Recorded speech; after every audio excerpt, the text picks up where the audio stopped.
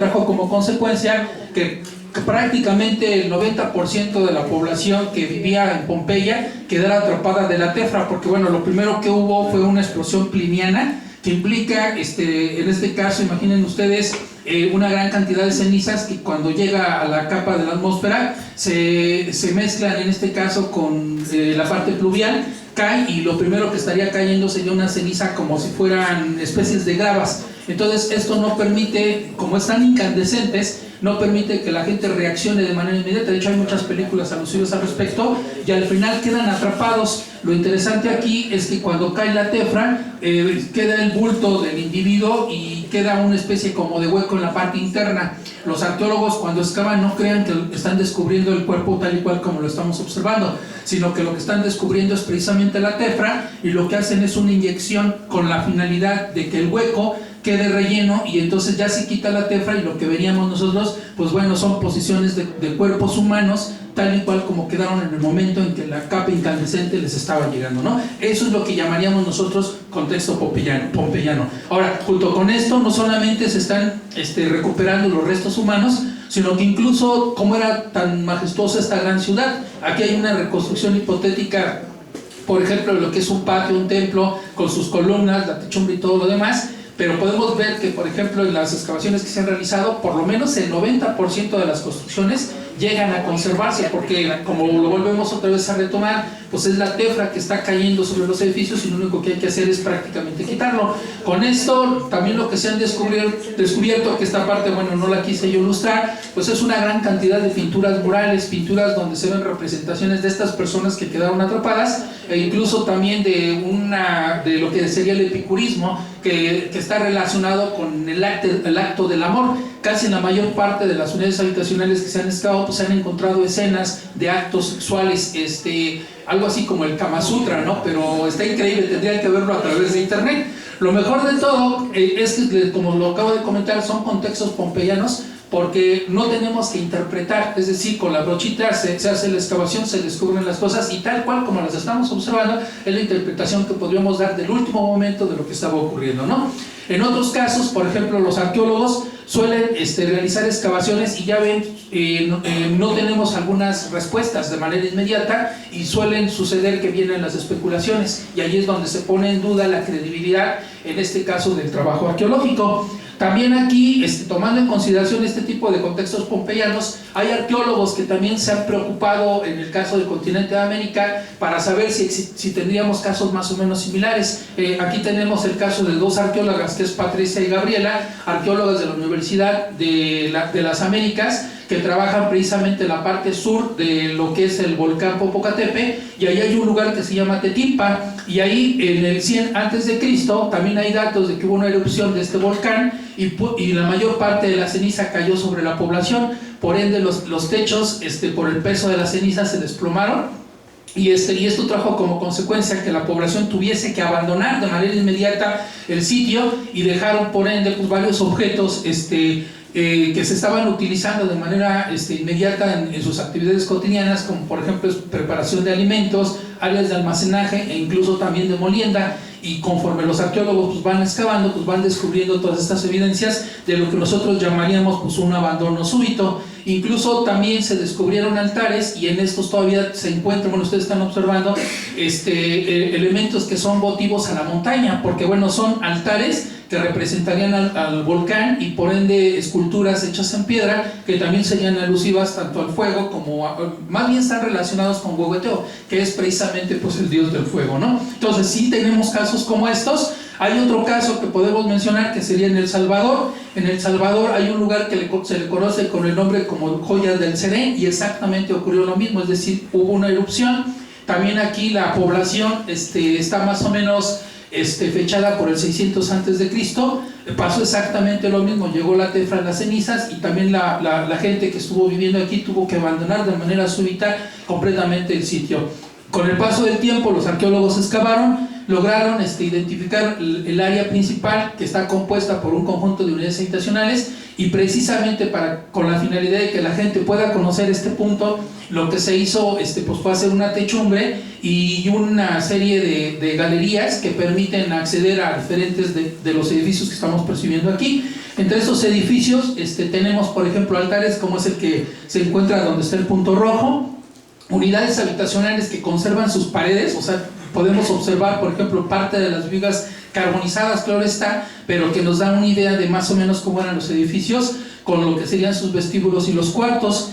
También hay otros edificios que tienen una ornamentación mucho más elaborada que en el caso de las anteriores, como por ejemplo la presencia de estas cruces y grecas, y e incluso también evidencias de baños de temazcal. Si ustedes recuerdan, cuando yo les mostraba los temazcales de Tula, les señalaba que había una especie de tina y adentro se encontraría la parte del cuarto, y en la parte posterior se encontraría lo que es un círculo, que es donde se está quemando la piedra, que es la que se está utilizando para llevarla a la parte interna, agregar agua y con esto provocar lo que llamaríamos nosotros el vapor.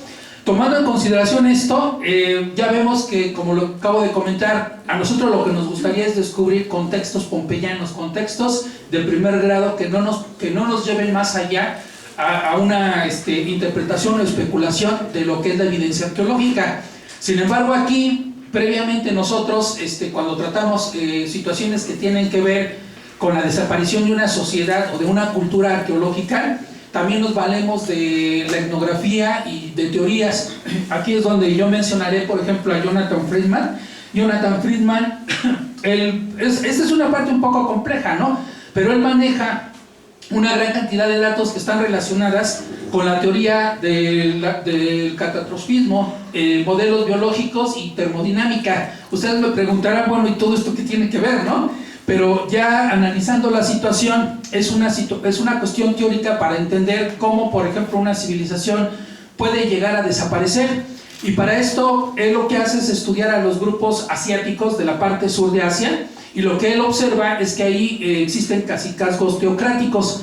Estos cacicazgos teocráticos, supuestamente a través del tiempo, pueden convertirse en un sistema feudal, pero también en sentido inverso, es decir, podríamos hablar de un sistema feudal, pero a lo mejor por X causa que puede ocurrir, este sistema feudal se puede quebrar y podríamos retroceder y convertirnos otra vez a un cacicazgo teocrático. Es decir, no necesariamente vamos a llegar a lo que llamaríamos la civilización o lo que sería el Estado como tal, como actualmente existe, sino que podemos regresar hacia atrás y podríamos terminar siendo feudales, cacicazgos o hasta incluso cazadores-recolectores.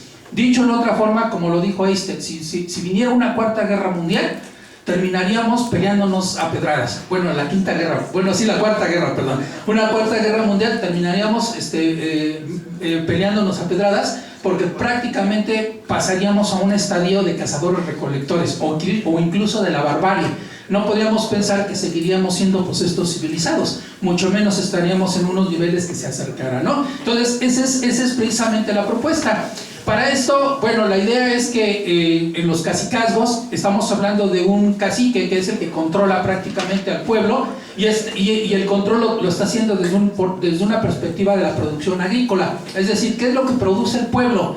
Y para esto también tiene que ver con la estructura del parentesco, porque mientras, como ahorita Marta mencionaba, que a través del tiempo la mujer ha peleado para que se le tome en cuenta, pues el hombre ha peleado para que la mujer no se le tome en cuenta, a tal grado que por ahí hay una idea que se tiene desde la perspectiva masculina de que dale el poder a una mujer y vas a ver hasta dónde puede llegar, ¿sí? O sea, hay un problema ahí, y entonces esto lo que ha traído como consecuencia pues es que no surja, que el matriarcado no evolucione como en el caso contrario, que sería el patriarcado. Y lo que vamos a notar aquí es que todo el sistema está relacionado con el patriarcado. Ahorita vamos a regresar también a esta parte.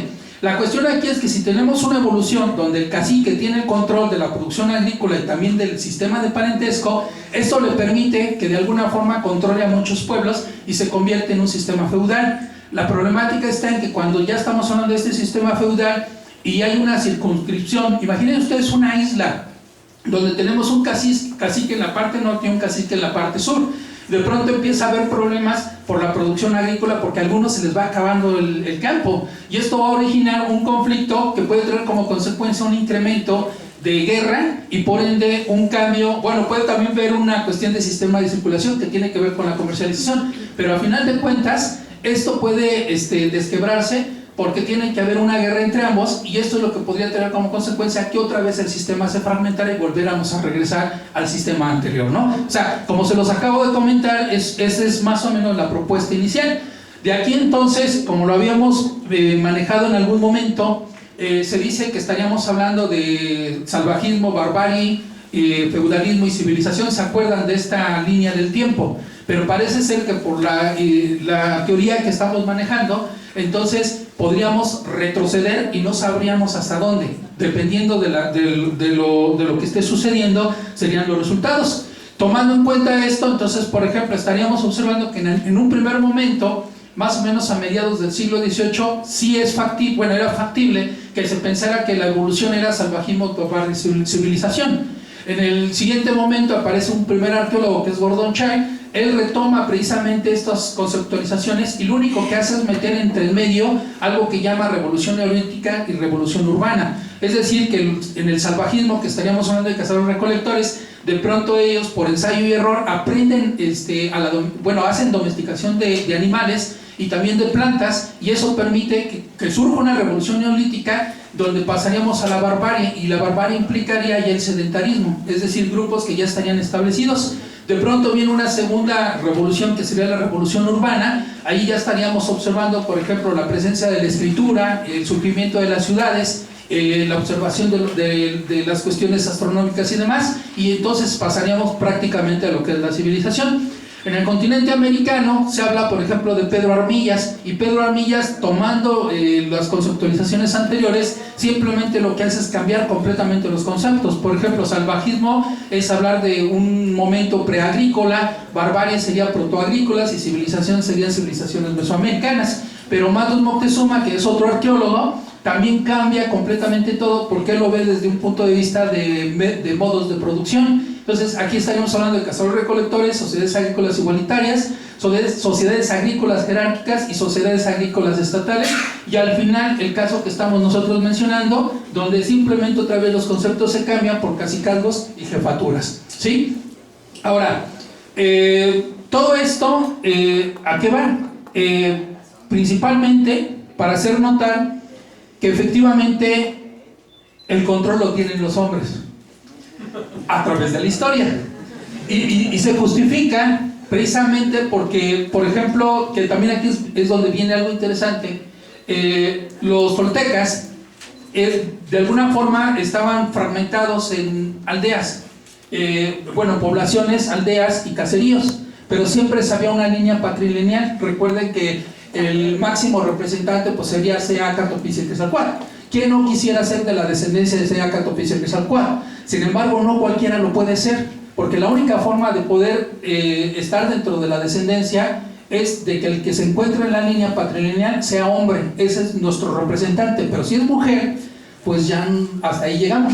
Y desafortunadamente nuestros hijos quedarían fuera, no estarían adscritos dentro de la línea patrilineal, porque precisamente ya están fuera de esta adscripción, ¿no? Para poderlo comprender, yo aquí lo que hice fue 5 genealogías, donde por ejemplo el triángulo representa al hombre, el círculo representa a la mujer, vemos una línea en forma de U que serían los hermanos, y una línea que parece una I que sería la que corresponde a la descendencia. Estaríamos viendo en la parte superior, hipotéticamente, que estaría Seaca-Topicequetzalcóatl casado con una mujer X, y tienen 2 hijos. Por lógica, dentro de esta línea de ascendencia, como es patrilineal, entonces se adjudican esa línea con respecto a Seaca-Topicequetzalcóatl, y vemos un hombre y una mujer. Pero la mujer, cuando se casa, o sea, estamos hablando de este nivel, que estamos aquí, cuando la mujer se casa con un hombre de otra tribu, desafortunadamente esta línea de descendencia se pierde, y no pueden decir los hijos que vienen de la descendencia patrilineal de Seaca-Topicequetzalcóatl, y así sucesivamente. Lo vamos a ver hacia el lado izquierdo. Conforme vamos bajando, también está ocurriendo exactamente, completamente lo mismo, ¿no? Entonces, esto es una forma principalmente de que desde una perspectiva de la evolución social, cómo el hombre puede tener el control para evitar que en este caso, la mujer acceda y la historia de la humanidad tenga a cambiar. Tiene también una explicación, ahorita un poquito más adelante la vamos a ver. La cuestión aquí es que el hombre se convierte en una parte importante porque precisamente son los que están en las actividades de la guerra. Siguiendo la hipótesis de Filian, él lo que menciona es que precisamente en esta evolución que se está dando, lo que vamos a ver es que el hombre se va a caracterizar porque tiene una personalidad prácticamente agresiva. A lo mejor eso va a explicar ciertos comportamientos en nuestra modernidad, o sea, también para que ustedes noten qué es lo que va a desprender esto, ¿no? Por ejemplo, esa es una de las características que se va a poder observar. Y aquí, por ejemplo, podemos pensar en los guerreros toltecas que tendrían esta característica, o sea, una característica donde tienen que mostrar que son agresivos y que tienen el poder para poder controlar desde una perspectiva ideológica, ya no de manera tajante y militar, al contrario, o sea, hay que imponerse. Bajo esta perspectiva, también lo que estaríamos viendo es que esto es algo preferencial que tienen los varones, principalmente guerreros, y por ende las mujeres quieren acceder ahora sí al nivel de los varones, quieren casarse con este tipo de personas. Pero esto lo que va a originar de alguna forma es una tendencia al infanticidio femenino, porque la mujer, como no está jugando un papel importante en la guerra, entonces se menosprecia porque lo que se quiere es mayor número de varones. Entonces no podríamos descartar que la mujer está siendo utilizada, como decía Mar, para múltiples funciones. Ella misma mencionó que, por ejemplo, uno puede hacer una lista de las actividades que realiza una mujer y un hombre, por ejemplo, de las actividades cotidianas de la casa, ¿no? Y podemos encontrar que la mujer hace, no sé, 35 cosas y el hombre hace a lo mejor 5. Pues decir, yo hago de hecho más, ¿no? Pero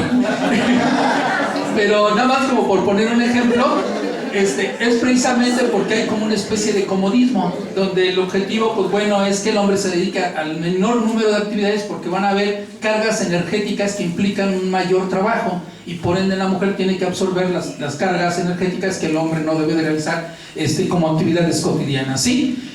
Al tener una escasez de mujer precisamente por la práctica de infanticidio, lo que nosotros veríamos es que entonces las mujeres también se vuelven importantes. Ahí es donde sí cobra una importancia, porque precisamente la guerra que se va a hacer es para capturar mujeres. Regresando al cuadro, al triángulo de patrilineal, dicho en otra forma, lo que yo trato de dar a entender es que generalmente del núcleo familiar no debe de salir el hombre, porque aparentemente es el productivo. Bueno, desde la perspectiva prehispánica es el productivo, es el que trae la casa, es el que asegura la manutención, es el que cuida a la población. Si llega a salir él y se va a otro círculo completamente diferente, entonces estamos perdiendo fuerza. Lo ideal es que mejor salga la mujer, y ahí estamos hablando nosotros de matrimonios exogámicos, porque la intención es mantener ese poder que tiene el hombre. Y pues ¿cómo lo vamos a hacer? Pues que el hombre no se vaya.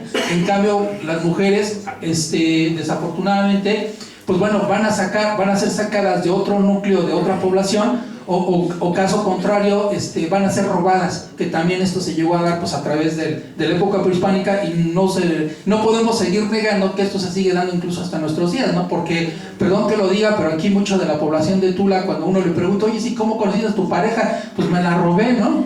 Y se vuelve muy práctico, porque si incluso hay mujeres que se adjudican que si no han sido robadas, pues ya están quedadas, ¿no? Y creo que también eso es como menospreciarse.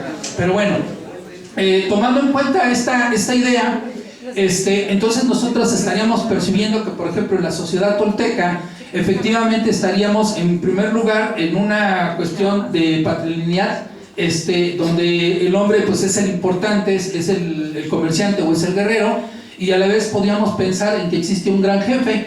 Esto implica, o sea, yo lo estoy viendo desde el punto de vista de una población pequeña, por ejemplo, un linaje mínimo, ¿ok? O sea, imaginen ustedes, no sé, pensando en Atotonilco de Tula, y tendríamos una aldea tolteca, donde hay una especie de cacique y la gente que está controlando. Recuerden, las mujeres no salen, las mujeres son traídas para ser llevadas allá. Con el paso del tiempo, este linaje se va a relacionar por lógica con otros linajes, es decir, estamos hablando de otra población. Pero ¿qué sucede cuando de pronto una tercera población se levanta en armas? Se unen estas dos poblaciones, o sea, las dos de abajo, precisamente para hacerle la guerra a la tercera. Y si no pueden, se van con los linajes que se encuentran en la parte superior. Esto origina que los linajes superiores también se van a aliar, van a tener a los de abajo, y ya estamos hablando de 4 contra 1, y así sucesivamente hasta llegar con el clan principal, que en este caso sería el estado tolteca, es decir, la ciudad principal, que tarde o temprano tenía que mandar las fuerzas guerreras, pues para que de alguna forma se llegara a cierto orden. Dicho en otra forma, la perspectiva que se tiene aquí es que, por ejemplo, tomando en cuenta lo que pasa en Medio Oriente, es que si mi primo me hace la guerra, me voy a aliar con mi hermano, pero si mi tío me hace la guerra, me voy a aliar con mi hermano y mi primo, y si mi tío del hermano me hace la guerra, y así sucesivamente, porque están todos conformados de linajes, o sea, todos son parientes, todos se conocen, pero si alguno, por ejemplo, quiere le hace la guerra a alguno, pues va a tener que buscar esa alianza, y conforme vamos observando, la situación se vuelve mucho más compleja, porque se vuelve mucho más grande, y al final todos se terminan desbaratando, y ahí el sistema tiende a caer tarde o temprano, ¿no?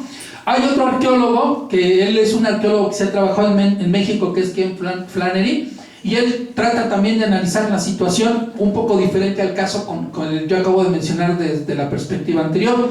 En la perspectiva anterior tiene que ver con parentesco y cuestiones de producción, es decir, de economía, mientras que acá Ken Flannery trata de verlo desde un punto de vista de cómo los asentamientos van surgiendo y se vuelven cada vez mucho más jerárquicos, hasta que también llega un momento en que algunos de ellos, por ejemplo, no se pueden controlar, y también traen como consecuencia que el sistema tenga que caer. Desde la perspectiva de Flannery, estaríamos hablando que el estado tolteca se caracterizaría principalmente por estos 4 aspectos. El primero de ellos es porque hay un control de la población, y no lo podemos dudar. El segundo de ellos, tiene que ver con fronteras, censos y una categoría de la identidad. El segundo de ellos tiene que ver que debieron de haber existido leyes y normas precisamente para lograr la estabilidad de la misma sociedad. La problemática está en que cuando las normas se empezaron a romper, esto trajo como consecuencia también algunos desequilibrios.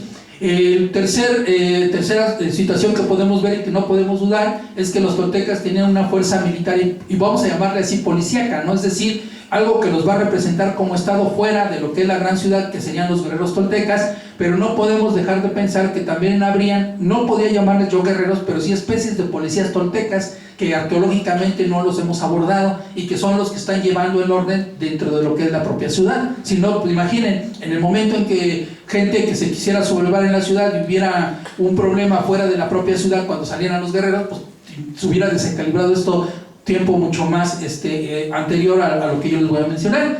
Y otra situación que se está dando es que es necesario, dentro de lo que es el estado tolteca, pues el surgimiento de los impuestos, que conforme estos van aumentando, por lógica también van a traer como consecuencia pues inconformidad por la gente que se encuentra ahí, ¿no? Tomando en cuenta estos elementos, ahora sí viéndolo desde una perspectiva evolutiva, Flannery menciona que estaríamos pensando que en un primer momento pues, se están cultivando los valles, o sea, es una producción agrícola principalmente para un sustento autónomo, una unidad familiar, por ejemplo. De pronto aumenta la población, y esto trae como consecuencia la aparición de los primeros asentamientos, es decir, de aldeas que después se complejizan, y entonces tendríamos lo que llamaríamos la ciudad. Conforme regresando a esta idea de la isla, se va ampliando la situación, va a traer como consecuencia guerra entre los poblados. Cuando ya se someten algunos de estos poblados, entonces ya podríamos hablar de poblados conquistados que se les están extrayendo tributo, que no nada más sería en especies, sino también en trabajo. Es cuando se empiezan a crear estas grandes pirámides, plataformas y demás. Después, en un segundo momento, hay una especie como de orden o equilibrio, y se empieza a dar otra intensificación agrícola, porque empiezan a aparecer nuevas técnicas de cultivo. Estaríamos hablando de la chinampa, de sistemas de terraza o de regadío. Desafortunadamente esto trae como consecuencia otro aumento poblacional, y va a traer otra vez problemas donde se va a intensificar la guerra. Es cuando surgen estas jefaturas, que son el triángulo que yo les mencioné, donde precisamente hay un cacique en la mera cabeza, y abajo hay varias aldeas, cada una con su propio cacique, y que de alguna forma se pueden unir o pueden ser enemigos, ¿no? O sea, están a favor y en contra. Y al final podría llegar a venir una guerra entre estas jefaturas.